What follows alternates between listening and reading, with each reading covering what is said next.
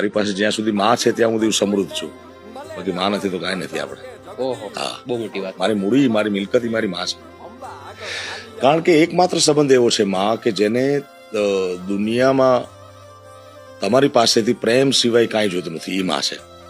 બાકી તમારી પાસે સમૃદ્ધિ હશે તો તમને તમારા દીકરા થવા તૈયાર થશે, તમારા બાપ થવા તૈયાર થશે, તમારા ભાઈ થવા તૈયાર થશે.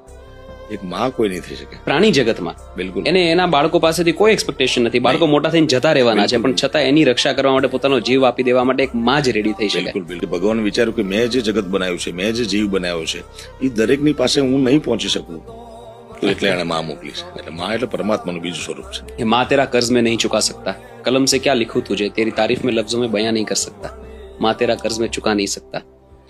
પછી એમાં એક છેલ્લી કડી છે, બહુ ઇમ્પોર્ટન્ટ છે. જ્યારે નાના હોય ત્યારે હરેક બાળક માટે એના પપ્પા હીરો હોય, એને પપ્પા જેવું બનવું હોય. તો બड़े शौक से बचपन में मैं पापा जैसा बनना चाहता था. जब होश संभाला तब पता चला कि तेरे जैसा तो मैं बन भी नहीं सकता.